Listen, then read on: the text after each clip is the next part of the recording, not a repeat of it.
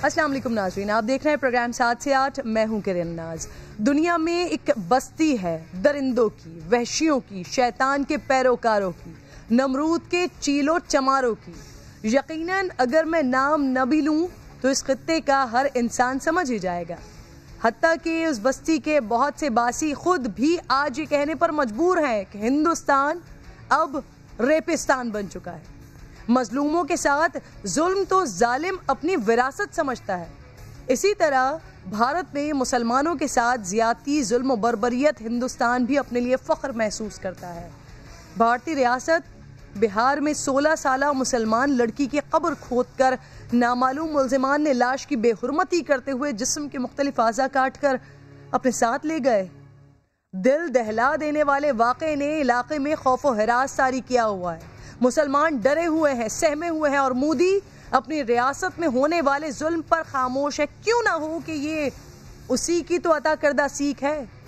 एक रिपोर्ट के मुताबिक कब्र के बाहर लड़की के जिस्म की बाकियात मिली हैं, जहां सर, हाथ, पाँव और दिल समेत दीगर आज़ा नहीं थे। अहले खाना ने मैयत के बाकी आज़ा बच जाने वाले आज़ा को दोबारा दफना दिया है। आबदा नामी लड़की का इंतकाल 1 जनवरी को हुआ था। अगर मैयत की बेहुरमती करने वाले मिल भी गए तो हमें मालूम है कि मुसलमानों के साथ क्या होना है। समझ नहीं आता कि हिंदुस्तान में रह जाने वाले मुसलमान अब किससे फरियाद करें। ना अदालतें बुग़्ज़ से खाली हैं, ना इदारों में मौजूद अहलकार। ऐ काश कि ये जुल्म देख कर एक होते मुसलमान नील के साहिल से लेकर ताबा के काशगर। इससे पहले नाज़रीन के प्रोग्राम के टॉपिक्स पर जाऊं, हिंदुस्तान की अदालतों को मशवरा है कि पाकिस्तान की अदालतों से सबक ज़रूर सीखें। जैसे कर्क में मंदिर जला तो सुप्रीम कोर्ट ने जलाने वाले को ही तामीर करवाने का हुक्म दे दिया। इसे कहते हैं इंसाफ, इसे कहते हैं इंसानियत, इसे कहते हैं कानून की बालादस्ती। हिंदुस्तानी अगर खुद को इंसान कहलवाना चाहते हैं तो इंसाफ करना सीखना होगा। शायद आपसे ना हो पाएगा, लेकिन कम से कम कोशिश ही कर लें।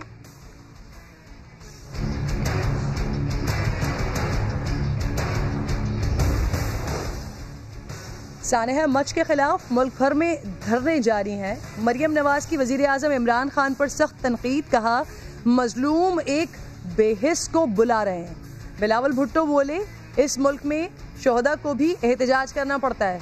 तर्जुमान बलूचिस्तान कहते हैं ये वक्त जख्मों पर मरहम रखने का है, सियासत का नहीं। लाहौर में DIG का खानदान ऑनलाइन फ्रॉड का शिकार हो गया। शातिर लुटेरों ने सरकारी अफसर की अहलिया के अकाउंट से 10 लाख रुपए उड़ा लिए। लाहौर में ऑनलाइन फ्रॉड की बढ़ती हुई वारदातों पर बात करेंगे तफसील से प्रोग्राम।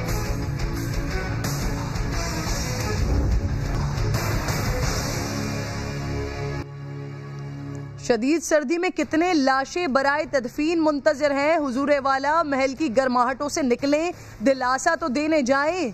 जो बेटियां, बहनें और माएँ शदीद सदमे से मुंजमद हैं, वो मुंजमद हैं जनाब आली।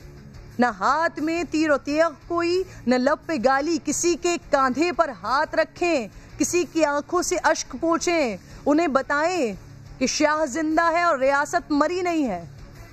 मच सानेह के खिलाफ हजारा बरादरी के धरने का आज नाज़रीन 5वां दिन है, लेकिन वजीर आज़म पाकिस्तान नहीं आए। एक जानिब मैयतें लिए बैठे मुजाहिरीन, दूसरी तरफ वजीर आज़म पाकिस्तान। शदीद सदमे के साथ मुझे कहना पड़ा है कि वजीर आज़म पाकिस्तान अदाकारों से मुलाकात में मसरूफ़ हैं। आज तुर्क और पाकिस्तानी अदाकारों से मुलाकात की है।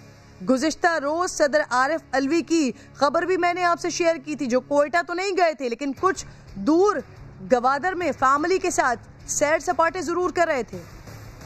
मरियम नवाज, बिलावल भुट्टो, वज़ीर आला सिंध लवाहिकीन के पास पहुंच गए, लेकिन क्या सितम है कि वज़ीर आज़म ने सूरत दिखाई, नहीं सदर मुमलिकत आए। बिलावल भुट्टो कहते हैं कि हम ये नहीं सुनना चाहते कि सानेह मच में बैरूनी अनासर शामिल हैं। बैरूनी अनासर मासूम शहरियों का कत्ल करवा रहे हैं, तो ये हुकूमत की नाकामी। तरक्की और रोजगार से पहले जिंदगी का तहफ़्फ़ुज़ रियासत की जिम्मेदारी है। जिंदगी का तहफ़्फ़ुज़ जब तक रियासत नहीं दिलवा, तब तक वो अपने आप को रियासत नहीं खिला सकता है। अब ये नहीं सुनना चाहते हैं कि बाहर से साजिशी ममालिक है, उनका बैकिंग हो सकता है, लेकिन हमारा रियासत का नाकामी है कि अगर बैरून मुल्क का साजिश कामयाब होकर हमारे मासूम शहरियों को कत्ल करवा रही है। मैं इमरान खान साहब को ये कहना चाहती हूँ कि ये लाशें रख के आपके मुंतजर हैं, आपको यहाँ आना पड़ेगा। इनकी जो लाशें हैं उससे क्या आपकी ईगो बढ़ी? हम बिल्कुल इस पर सियासत नहीं करते, और अगर ये हुक्मरान यहाँ पर नहीं आता तो वो सुन ले, फिर ये कौम उसको अब इस्लामाबाद में इस कुर्सी पर बैठने की इजाज़त नहीं देगी। हज़ारा शोहदा से इजहार यकजहती के लिए नाज़रीन इस्लामाबाद हो गया, लाहौर, फैसलाबाद, मुल्तान, पंजाब और सिंध, यहाँ पर कई मकामात हैं जहाँ धरने हो रहे हैं। कराची में कमोबेश 18 मकामात हैं, यहाँ धरने हो रहे हैं, मुजाहरे हो रहे हैं, ट्रैफिक पर दबाव है, मरीजों की मुश्किलात में इजाफा होता जा रहा है। सिविल अस्पताल और जिना अस्पताल को गैस कंपनीज ने ऑक्सीजन सप्लाई मुअत्तल कर दी है। अस्पतालों को ऑक्सीजन सप्लाई बंद होने से कोरोना के सीरियस मरीजों की जानों को सबसे बड़ा खतरा है, क्योंकि सबसे ज्यादा इस वक्त ऑक्सीजन की जरूरत है उन पेशेंट्स को। सिविल अस्पताल के एमएस के मुताबिक ऑक्सीजन का स्टॉक 2 से 3 दिन में खत्म हो जाएगा। क्रिटिकल सिचुएशन है, सुनिए बात इनकी।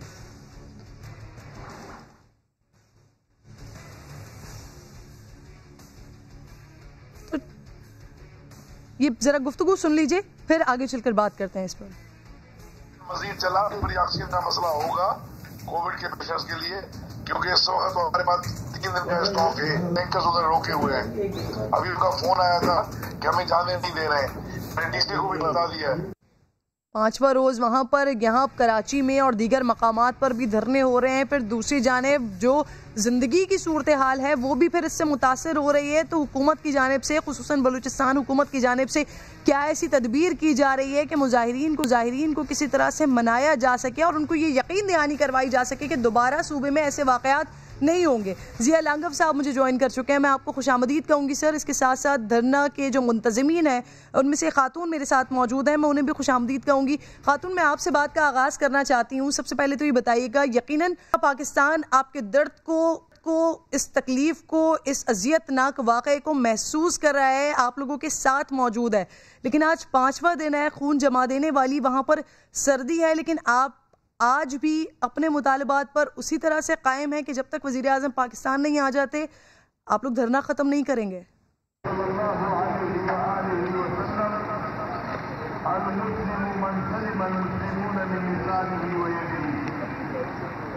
आपको मेरी आवाज़ आ रही है? हेलो जी, आपको मेरी आवाज़ आ रही है? जी आ रही है, अभी आ रहे हैं जी। हमीदा, मैं आपसे पूछ ये रही थी कि आप लोग अभी भी अपने मुतालबात पर पहले रोज की तरह अटल ही है? कोई आप लोगों का इरादा नहीं है धरना खत्म होने का जब तक मुतालबात नहीं पूरे हो जाते, खुसूसन वजीर आजम साहब नहीं आ जाते? जी बिल्कुल, मैं आपके चैनल के थ्रू बताना चाहूँगी कि हमारा मुतालबात का जो पहला मुतालबा हमारा ये था कि वज़ीर आज़म रियासत मदीना के जो सदर साहब हैं इमरान खान साहब वो कोयटा तशरीफ़ लाएं बसूरत दीगर। लेकिन आज में ये रात का मतलब हम टाइम देते हैं, अगर आज रात तक वो पहुँच जाते हैं तो ठीक, बसूरत दीगर कल की जो सुबह तुलू होगी तो हमारे मुतालबात भी चेंज होंगे। आप देख रहे हैं कि हम अपने हज़ारों ख़वातीन बच्चों के साथ, अपने नौजवानों के साथ और अपने 10 शोहदा के साथ जो है हम रोड पे बैठे। कोयटा की सर्दी आप लोगों के सामने है कि जो -10 पे चल रही है, तो उसके बावजूद हम पुरअमन तरीके से बैठे हैं और हम हमेशा पाकिस्तान जिंदाबाद के नारे लगाते हैं और इंशाल्लाह हम हमेशा लगाते रहेंगे।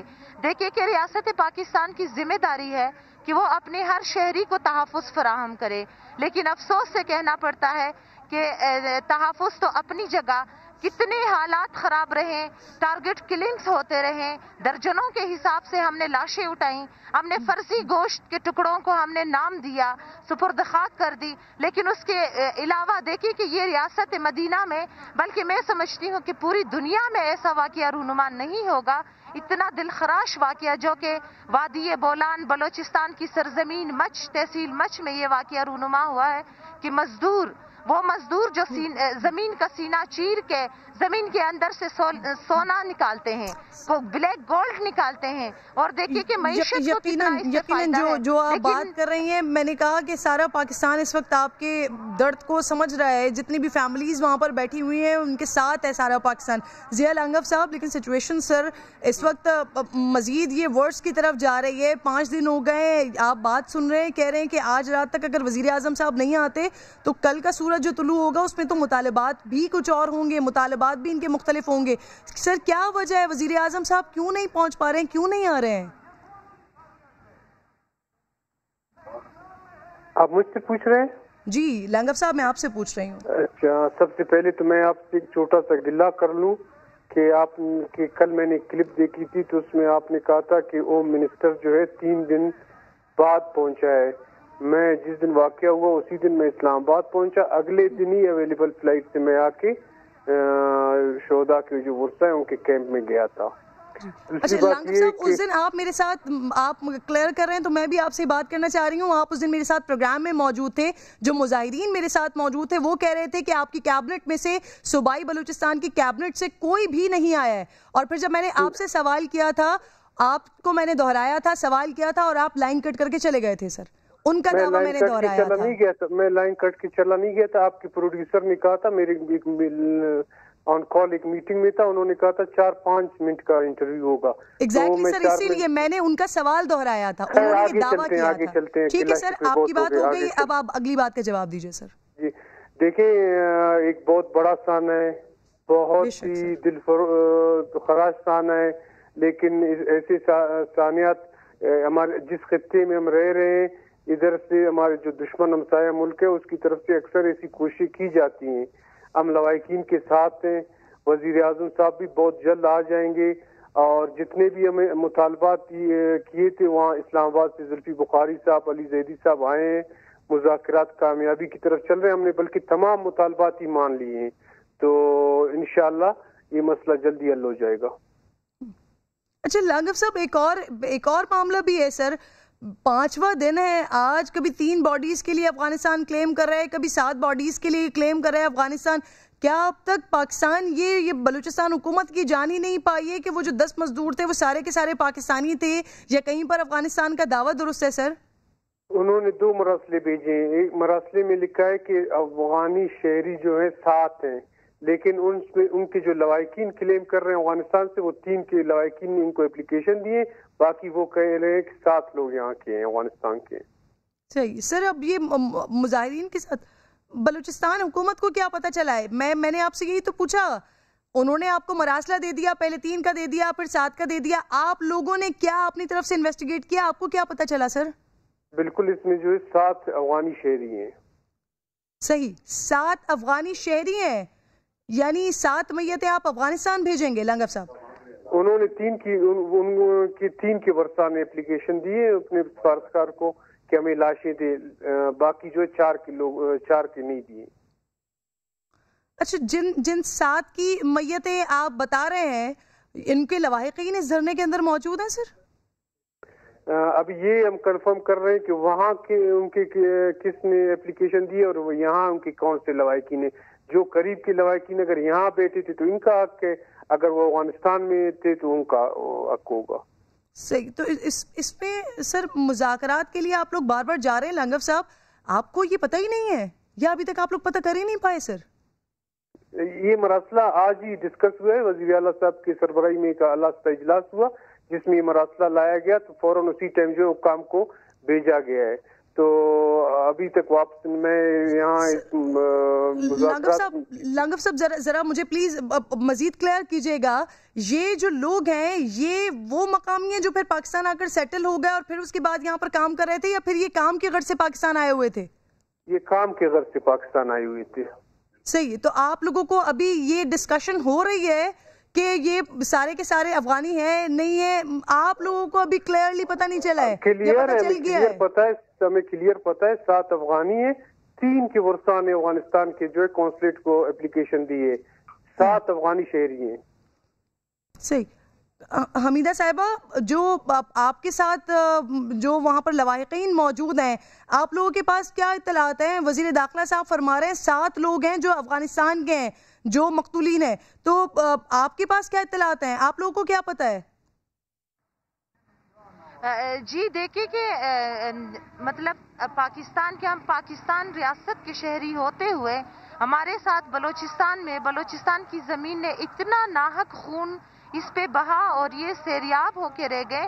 تو دیکھیں کہ ہمارے نوجوان تو دنیا کے مختلف کونوں پہ رہائش پذیر ہیں, مجبوراً انہیں ہجرت کرنی پڑی کہ وہ اپنے نوجوانوں کی تحفظ کے لیے. دیکھیں کہ پورا یورپ دیکھیں, آپ افغانستان دیکھیں, آپ ایران دیکھیں, کینیڈا دیکھیں, امریکہ دیکھیں, اور جتنے بھی ممالک میں آپ دیکھیں ہماری نمائندگی تو ہے, لیکن کیا بلوچستان اسمبلی اس لیے ہماری طرف رخ نہیں کر رہی کہ کیا یہ افغانی ہے, کیا یہ انسان نہیں ہے, کیا ان کا خون کلر جو ہے سرخ نہیں, کوئی سفید ہے یا کوئی سبز کلر کا ان کے جسم سے خون نکلا ہے, اس لیے ان کے آنکھوں پہ پٹی باندھ کے, ان کے دست پس پشت باندھ کے. یعنی حمیدہ صاحبہ, آپ اس بات کو کنفرم کر رہی ہیں کہ 7 جو لاشیں ہیں, 7 میتیں جو ہیں وہ افغانی ہیں؟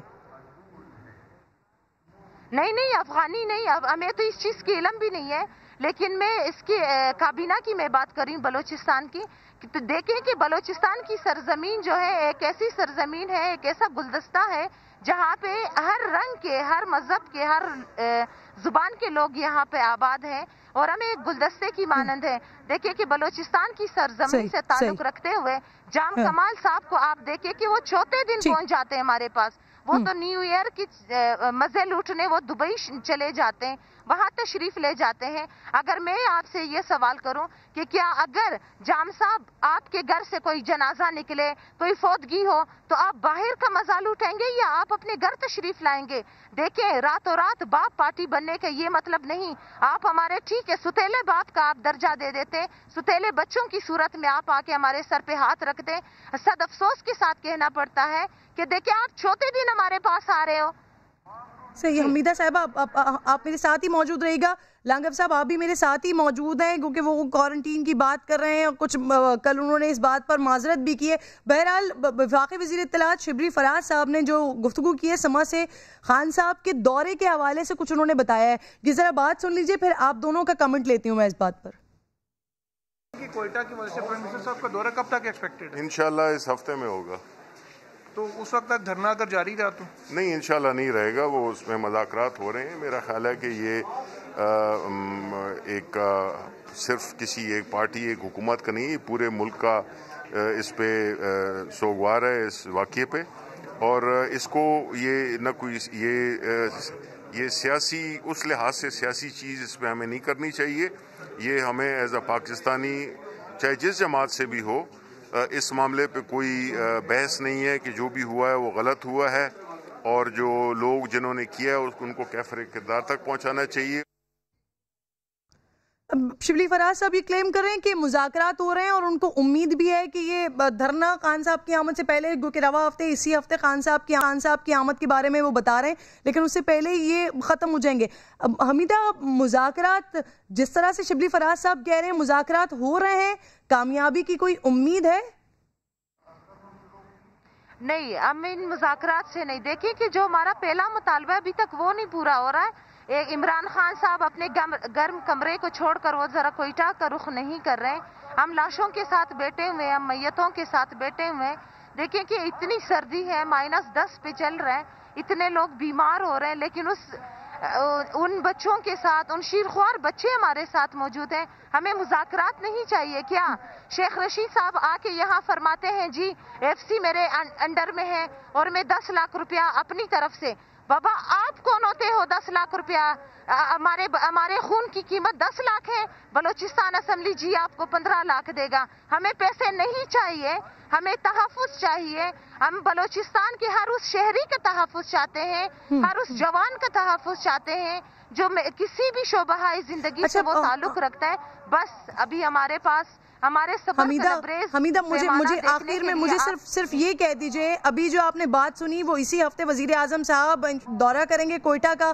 کیا جو آپ نے آغاز میں بات کی تھی کہ اگر رات تک نہیں آتے ہیں تو پھر صبح آپ کے مطالبات بھی تبدیل ہو جائیں گے, کیا اس میں اس بات کے بعد کوئی نرمی آ سکتی ہے؟ بالکل. آج رات کا ٹائم ہے, وزیر اعظم صاحب تشریف لاتے تو موسٹ ویلکم. ہم مہمان نواز لوگ ہیں, ہم عزت دیں گے. کل 7 بجے کی نیوز میں آپ سنیں گے کہ ہمارے مطالبات بھی انشاءاللہ چینج ہوں گے اور ہم یہ کہیں گے جی عمران خان صاحب آپ تشریف نہ لائیں, آپ کے آنے کی ہمیں کوئی ضرورت ہی نہیں. جی ٹھیک ہے, بہت بہت شکریہ. حمیدہ آپ ساتھ موجود تھیں, لانگو صاحب شکریہ آپ ساتھ موجود تھے. ناظرین, آغاز میں نے کہا تھا کہ بڑے افسوس کا مقام یہ ہے کہ وزیر اعظم صاحب کو پکارا جا رہا ہے لیکن مصروفیات ہیں یا شیڈیول ہے کہ وزیر اعظم صاحب یہاں نہیں پہنچ پا رہے. اب بتایا ہی جا رہا ہے کہ رواں ہفتے یعنی اسی ہفتے کے اختتام سے پہلے وزیر اعظم صاحب یہاں کوئٹہ تو پہنچ جائیں گے, لیکن ایک ایسا وقت کہ جہاں 10 لاشیں وہاں پر موجود ہوں اور لوگ بیٹھے ہوں, 5 دن ہو چکے ہوں, تدفین نہ ہو رہی ہو, وزیر اعظم کو پکارا جا رہا ہو اور وزیر اعظم صاحب کی ایک ایسی ویڈیو آئے کہ جہاں پر وہ ترک اداکاروں سے ملاقات کر رہے ہوں بجائے اس کے کہ کوئٹہ میں جو لوگ انہیں پکار رہے ہیں ان کے پاس جائیں, تو یقیناً دل بھی تڑپ جاتا ہے اور افسوس بھی ہوتا ہے کہ یہ ملاقات یقیناً یہ اگر کسی اور وقت میں ہو رہی ہوتی یا ویڈیو کسی اور وقت میں آ رہی ہوتی تو شاید یہ اچھا لگ رہا ہوتا ہے, اس پر کسی اور طرح سے بات کی جا رہی ہوتی, لیکن بڑا سنجیدہ اور بڑا تکلیف کا وقت ہے. وزیر اعظم صاحب کوئٹہ میں لوگوں سے ملاقاتیں نہیں کر رہے ہیں لیکن اداکاروں سے ضرور ملاقات جاری ہے, یقیناً امپورٹنٹ ہی ہوگی. بہرحال آگے بڑھتی ہوں, امریکہ میں کیا ہوا ہے اس پر بات کر لیتے ہیں. سیاست پر سیاست ہے ناظرین, پاکستان کی ہو یا امریکہ کی. ٹرمپ نے اکسایا اور امریکہ میں وہ ہوا جو پہلے کبھی نہیں ہوا تھا. چند لمحوں میں واشنگٹن میدان جنگ بن گیا. کیپٹل ہل سلگ اٹھا. کانگریس میں الیکٹورل ووٹ کی گنتی جاری تھی. ڈونلڈ ٹرمپ کے حامیوں نے پارلیمنٹ پر حملہ کیا. کانگریس کا اجلاس روکنا پڑ گیا. امریکی نائب صدر مائک پینس اور دیگر ارکان کو جان کے لالے پڑ گئے, بھاگ کر اپنی جانیں بچائی ہیں. مظاہرین کو منتشر کرنے کے لیے آنسو گیس کی شیلنگ کی گئی ہے. پولیس سے جھڑپوں میں خاتون سمیت 4 افراد کی جان بھی چلی گئی ہے. واشنگٹن ڈی سی میں فوج بلانا پڑ گئی ہے. 1 دن کا کرفیو اور 21 جنوری تک ایمرجنسی لگانی پڑ گئی ہے.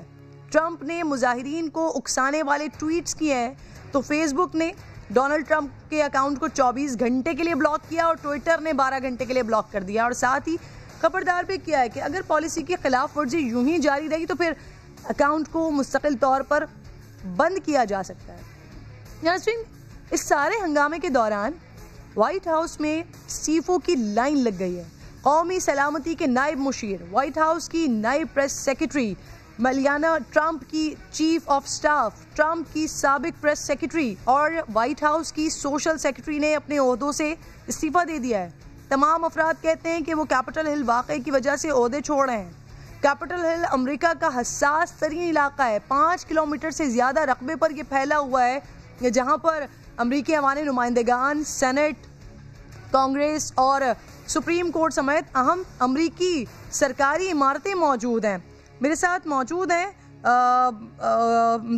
طاہر جاوید صاحب, پروگرام میں جوائن کر چکے ہیں. جو بائیڈن کی پارٹی سے ڈیموکریٹ سے ان کا تعلق ہے. سر, آپ کو خوش آمدید کہوں گی.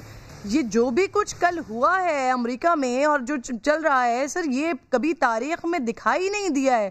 اتنے معاملات بگڑ گئے سر, اس حد تک پہنچ گیا کیونکہ جس وقت الیکشنز ہو رہے تھے اس وقت بھی معاملات یہی تھے کہ جب جو بائیڈن فتح کی طرف جا رہے تھے اس وقت بھی امریکہ میں گمان کیا جا رہا تھا کہ شاید یہ سچویشن ہو سکتی ہے. اب تو پارلیمنٹ پر حملہ بھی ہو گیا سر. جی بہت سیڈ جی. اس سے پہلے میرا خیال کہ 200 سال کی ہسٹری کے اندر آپ کو اس طرح کا کوئی واقعہ نظر نہیں آتا, دور تک کوئی نظر نہیں آتا. اور جو نظر بھی آتا ہے وہ برٹش نے کیا تھا وے بیک 200 سال سے بھی پہلے, اور وہ ایسا نہیں تھا کہ سٹنگ پریزیڈنٹ نے لوگوں کو اس کے اوپر اکسایا ہو اور اس عمل کے لیے ان کو بھیجا ہو کہ بھی آپ جا کر کے اس طرح. اب یہ اٹس ویری انفارچونیٹ اور یہ ہوا ہے کل. اس کی صورت کے اندر میں نے کل بھی بہت دفعہ بولا ہے کہ ڈونلڈ ٹرمپ نے ایبسولوٹلی اپنے آپ کو بھی امبیرس کیا, کنٹری کو بھی امبیرس کیا, سسٹم کو بھی امبیرس کیا, اس پارلیمنٹ کو, اس ادارے کو جس نے اس کو پچھلی دفعہ سرٹیفائڈ کیا تھا الیکشن کے اندر, اس کو بھی امبیرس کیا. اور 250 سال کی جو ڈیموکریٹک ہسٹری ہے اس کو بھی اس نے, جو United States was kind of a university for the whole world to learn how to to introduce democracy to their countries. اور آج جو کل کا جو واقعہ ہے اس کے اندر میرا نہیں خیال کہ any American can have pride in that democracy starts from here. اب یہ ساری جو حرکتیں ہوئی ہیں اس کے اوپر جان بھی گئی ایک خاتون کی، 14 کے قریب لا انفورسمنٹ کے لوگ اس میں انجرڈ بھی ہوئے اور بے شمار لوگ اریسٹ بھی ہوئے، ہراس کیا گیا پارلیمنٹ کے ممبرز کو، اور شیشے دروازے پھلانگ کے اس ادارے کے اندر جو امریکہ کی موسٹ سینسٹیو اور موسٹ سیکیور ایریا کو یعنی اس کے اندر ایک دھاوا بول دیا گیا. تو یہ ساری چیزوں کا کسی نہ کسی کو تو پرائز پے کرنی پڑے گی. اب یہ چیزیں دیکھیں، آج جو ابھی آپ نے ذکر کیا بے شمار لوگوں نے ایڈمنسٹریشن کے اندر سے ریزائن کیا. اسی طرح جی ہاں ایگزیکٹلی سر، یہ سچویشن اب جب بغاوت کا مرتکب قرار دے رہے ہیں ڈونلڈ ٹرمپ کو، تو کیا مزید سچویشن نہیں بگڑے گی؟ میں آتی ہوں دوبارہ آپ کی جانب. ساجد تارڑ بھی مجھے جوائن کر چکے ہیں، میں آپ کو خوش آمدید کہوں گی. سر یہ بغاوت کے مقدمے کے اور بغاوت کے مرتکب قرار دینے پر ہی میں آپ سے بات کرنا چاہ رہی ہوں. ذرا پہلے تو مجھے امریکہ کے قانون کے حوالے سے بتا دیجیے گا یہ بغاوت کے مقدمے میں ہوتا کیا ہے، کس حد تک سزا ہوتی ہے، اور کیا اس سے مزید پھر معاملات بگڑیں گے نہیں جو سچویشن اس وقت امریکہ کی بنی ہوئی ہے؟ ساجد صاحب جی دیکھیں ذرا ایک دفعہ سوال ذرا دوبارہ ریپیٹ کیجئے گا. سر میں آپ سے ایک تو بغاوت کا مرتکب قرار دیا ہے جو بائیڈن نے ڈونلڈ ٹرمپ کو، تو سر اس حوالے سے جاننا چاہ رہی تھی کہ امریکہ کا قانون کیا ہے، کس حد تک کتنی سزا ہوتی ہے. سیکنڈلی کہ اس بات سے مزید حالات نہیں بگڑیں گے سر؟ دیکھیں اس پہ اگر مجھے یہ بتائیں کہ پچھلے 4 سال سے امریکہ میں کیا ہو رہا ہے، اس وقت بغاوت کے کیوں نہیں جو ہے وہ قوانین ایکٹیو کیے گئے؟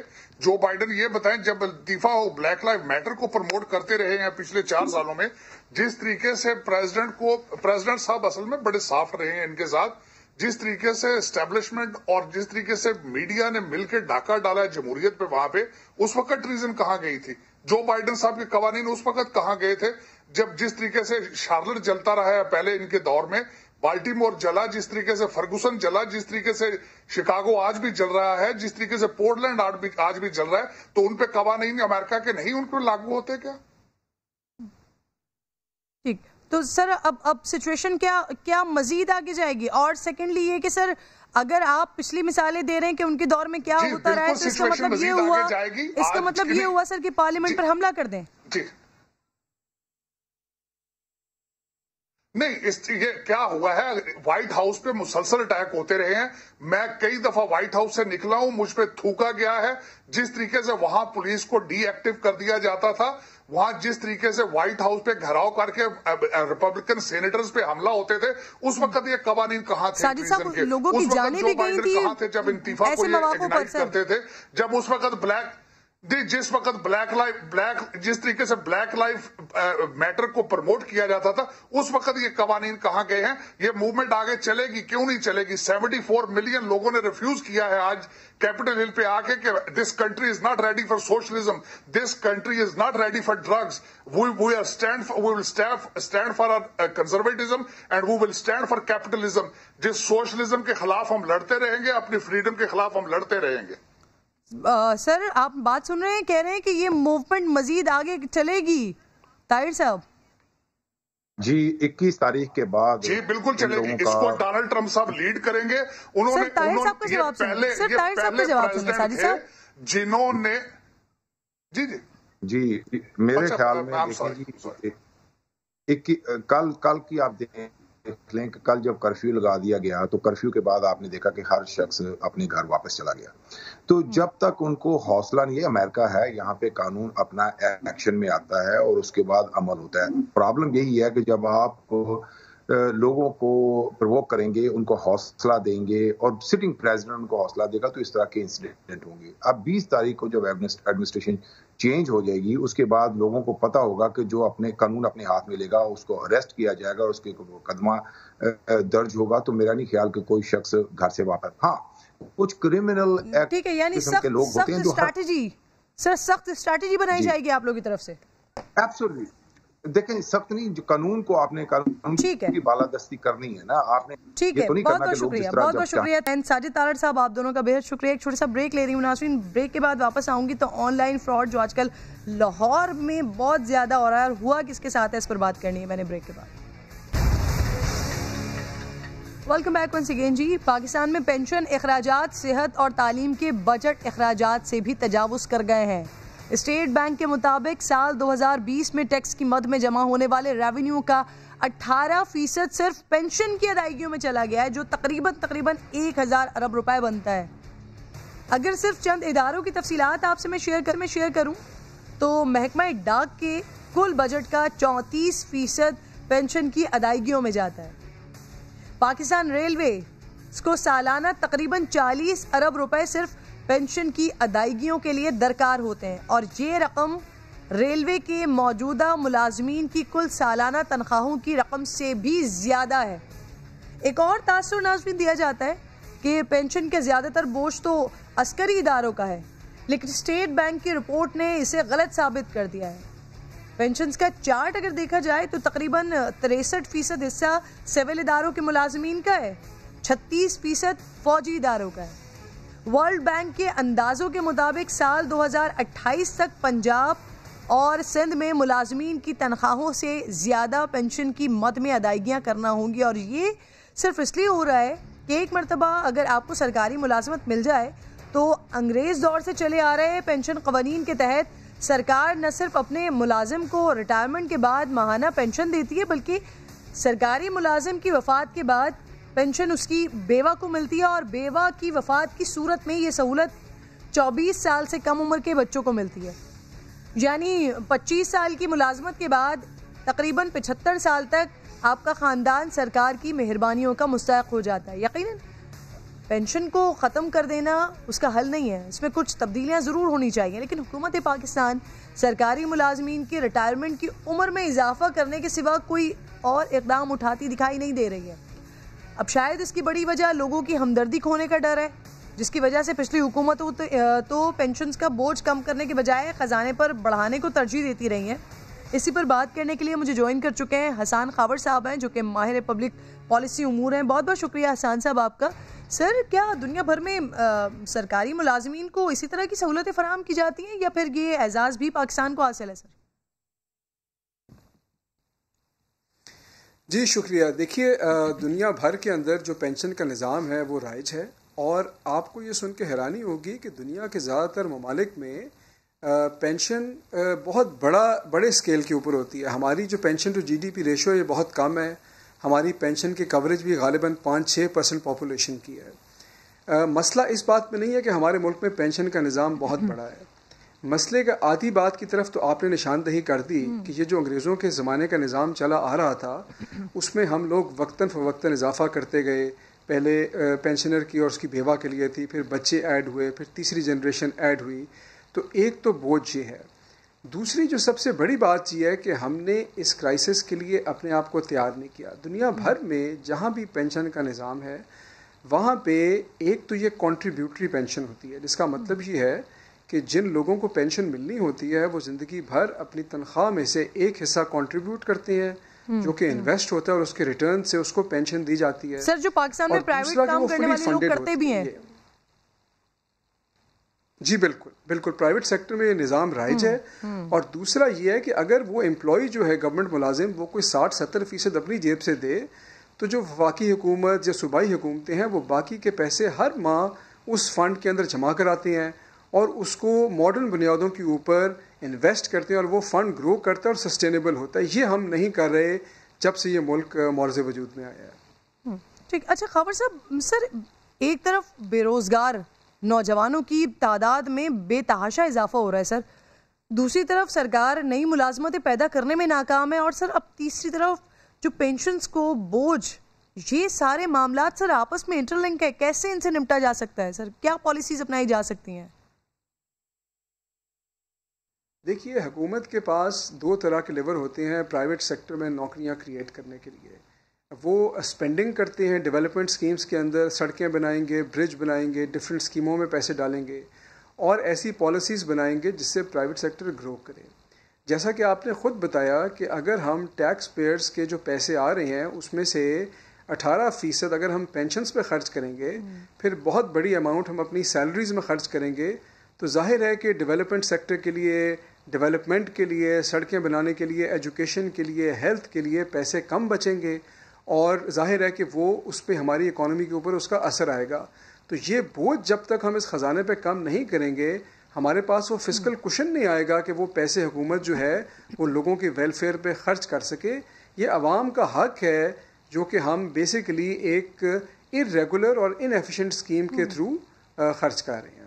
اچھا حسان صاحب, جو باتیں آپ کر رہے ہیں سر, یقیناً حکومت بھی آپ جیسے ماہرین سے مشورہ لیتی ہوگی سر. قباحت کیا ہے پاکستان میں, یہ ممکن ہو کیوں نہیں پا رہا, یا کر کیوں نہیں پا رہے؟ آس پاس پڑوس کے ممالک میں جب یہ ہو رہا ہے تو پاکستان میں کیوں نہیں ہو رہا؟ دیکھیے, اس کے کئی وجوہات ہیں. کچھ تو یہ ہے کہ آپ کو پتہ ہے کہ ہمارے ملک میں اصلاحات کی طرف کو بہت رجحان رہا نہیں ہے, اور اس کا کچھ حصہ آسان ہے. یعنی کہ اگر آپ نے ان لوگوں کے لیے پینشن کا نظام ٹھیک کرنا ہو جو ابھی نوکری میں نہیں آئے, تو وہ نسبتاً آسان ہے. مجھے نہیں معلوم کہ وہ حکومت کیوں نہیں کرتی. اس کے لیے ایک نیا پینشن فنڈ بآسانی بنایا جا سکتا ہے.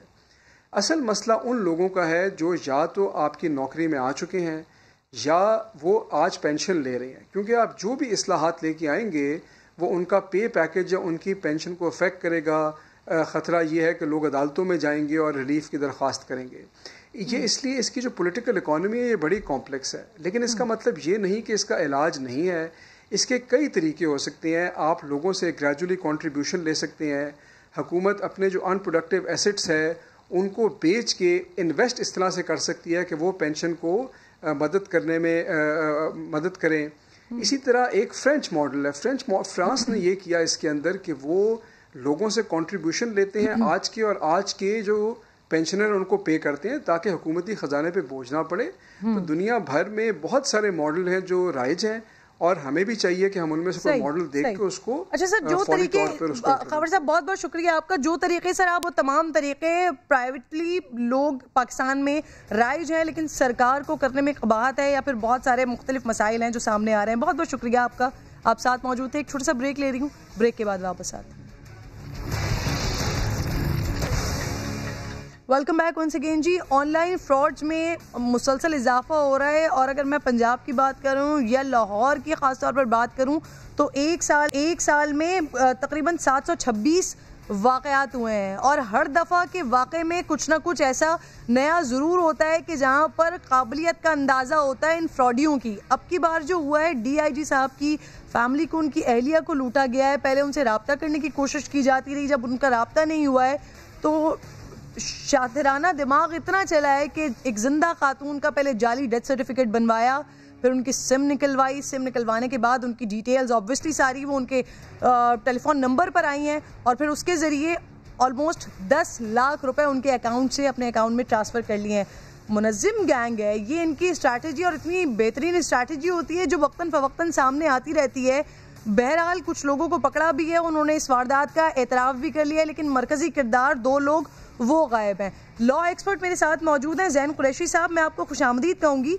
زین صاحب, مجھے ذرا یہ بتائیے گا کہ یہ جو فراڈیاں ہیں, مختلف واقعات جو سامنے آتے ہیں, ہر واقعے میں کوئی نئی اسٹریٹجی ان کی سامنے آتی ہے, دماغ چلا رہے ہوتے ہیں, دماغ چلا کر فراڈ کر رہے ہوتے ہیں, تو ہمارے پاس جو پالیسی میکرز ہیں وہ دماغ چلا کر ان واقعات کو روک کیوں نہیں پا رہے ہیں؟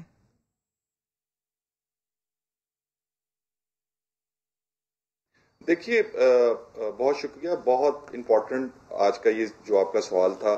اس میں سب سے امپورٹنٹ بات یہ ہے کہ اس میں دیکھنا یہ ہوگا کہ سائبر کرائم کو تو ہم ڈسکس کریں گے, لیکن اس کے ساتھ یہ بات ڈسکس کرنا بہت ضروری ہے کہ یہ ڈیتھ سرٹیفکیٹ کیسے ایشو ہو گیا. پہلی چیز یہ ہے. اور سیکنڈ بڑی امپورٹنٹ بات جو میں اسی کیس کے اندر اگر ہم ڈسکس کریں کہ یہ انلیگل ٹرانزیکشنز بینک سے کیسے کر دی گئی. سب سے پہلے ایک ڈیتھ سرٹیفکیٹ ایشو کیا گیا, اس کے بعد ایک سم جو تھی وہ نکالی گئی, جو کہ میں سمجھتا ہوں کہ وہ بھی انلیگل ہے, اور اس کے بارے میں بھی لا موجود ہے کہ unauthorised issuance of sim card جو ہے وہ بھی کرائم ہے. اور اس کے بعد جو کرائم جو تھا وہ اس طریقے سے کمٹ کیا گیا کہ after that illegal transaction commit کر دی گئی.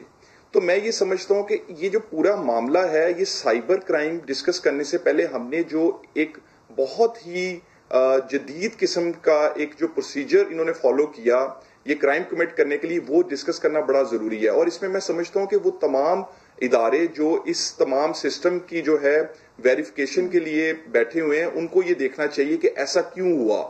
دوسری جو بڑی امپورٹنٹ چیز تھی وہ یہ ہے کہ جو اب یہ جو فائنینشیل فراڈ کی اگر ہم بات کریں یہ بہت زیادہ بڑھ چکا ہے، اور اس کے اندر میں ہمیشہ سے کہتا آ رہا ہوں کہ جو فائنینشیل فراڈ ہے اس میں جو سب سے امپورٹنٹ ٹول استعمال کیا جاتا ہے وہ سم کارڈ ہوتا ہے. Prevention of electronic crimes act کی بات کی جائے تو prevention of electronic crimes act کے اندر unauthorised issuance of sim card کی بھی بات کی گئی، دیٹ از اے کرائم. اور اس کے بعد جو فائنینشیل فراڈ سے جو سیکشن ڈیل کرتا ہے that section is electronic fraud. اب جو آپ نے بات کی کہ پالیسی میکرز کو کیا کرنا چاہیے، اس حوالے سے میں اسی آپ کے کوشچن کی طرف آؤں گا کہ دیکھیں الیکٹرانک فراڈ کے اندر سزا جو ہے وہ صرف 2 سال ہے. اب جیسے یہ جو جرم کمٹ ہوا ہے اس میں ایک کسی بھی شخص کی جو ہے وہ محنت سے کمائی ہوئی جو رقم ہے وہ بینک کے اندر محفوظ ہے. دولت جو تھی سر اس کو بہت سارے ایسا لگتا ہے کہ بہت سارے لوگوں کے کیا یہ گٹھ جوڑ کی وجہ سے یہ ہو پایا، ڈیتھ سرٹیفکیٹ نکلوا لینا، نادرا کا ڈیٹا نکلوا لینا، پھر اس کے بعد سم نکلوا لینا. تو کیا لگتا ہے آپ کو، کیا اداروں کے اندر بھی نادرا میں پی ٹی اے میں کیا ایسے لوگ بھی بیٹھے ہوئے ہوتے ہیں پھر جو ان کے ساتھ مل کر یہ منظم کارروائیاں کر رہے ہوں سر؟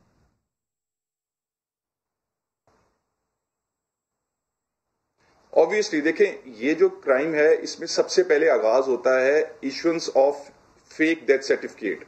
سیکنڈلی جو سم تھی وہ رجسٹرڈ کی گئی، ان کی بند کی گئی، اس کے بعد ایک نئی جو سم تھی وہ اس کو کلوز کیا گیا، بند کیا گیا. سیکنڈ اس طرف ہم بات کریں گے کہ وہ کیسے کر دیا گیا. تھرڈ جو بڑی امپورٹنٹ بات تھی وہ یہ تھی کہ آفٹر دیٹ ایک بینکنگ ٹرانزیکشن جو تھی وہ کی گئی. اچھا سر، اور اس کے بعد ایک امپورٹنٹ چیز کہ وڈرال آف کیش کیسے ہو گیا. وڈرال آف کیش جی ڈیٹا نکالا جا سکتا ہے یہ بڑی امپورٹنٹ بات ہے. یہ دیکھنا ہوگا کہ یہ جو ڈیٹا ہے یہ کہاں سے، دیکھیں یہی تو جو سائبر کرمنل ہوتا ہے وہ ہمیشہ اسی قسم کی جو کمزوریاں ہوتی ہیں ان کا فائدہ اٹھانے کی کوشش کرتا ہے، ڈیٹا ریٹریول. لیکن یہاں پر جو ہمارے سامنے جو کیس ہے جو ڈسکس ہو رہا ہے اس ٹائم، اس کیس کے اندر جو سسٹم اپنایا گیا ہے وہ کچھ اس طرح کا اپنایا گیا ہے کہ پہلے ان کو یہ کیسے پتا چلا کہ اسی جو اکاؤنٹ کے اندر پیسے تھے ان کے پاس اسٹیٹمنٹ کہاں سے آئی. سیکنڈ اس کے اندر ان کو یہ کیسے پتا چلا کہ یہ اکاؤنٹ جو پیسے ہم کسی دوسرے اکاؤنٹ کے اندر ٹرانسفر کریں گے اور پھر اس اکاؤنٹ سے پھر اس رقم کو کیسے نکالیں گے. کیونکہ آبویسلی اس ٹائم جتنے بھی آپ کا بینکنگ سسٹم ہے وہ سارے کا سارا آن لائن ہو چکا ہے. برانچز کے اندر کیمرے جو ہیں نصب ہیں. اور سب سے امپورٹنٹ بات جو میں نے کہی کہ یہ جو کرائم ہے، جو یہ کرائم کمٹ ہو رہا ہے لوگوں کے ساتھ اور اتنے بڑے میسو لیول پہ کمٹ ہو رہا ہے، اس کے اندر جو پالیسی میکرز ہیں ان کو دیکھنا ہوگا یعنی سسٹم میں مسائل ہیں، فراڈ اس کے اندر سزا ڈیجیٹل سسٹم میں مسائل ہے. اور سب سے امپورٹنٹ جی بالکل. بہت شکریہ ساتھ موجود تھے. بہت شکریہ. آپ کا پروگرام کا وقت ختم ہو گیا ناظرین. انشاءاللہ پیر کو آپ سے ملاقات ہوگی. اپنا اور اپنے ملک کا خیال رکھیے. اللہ نے کے بعد.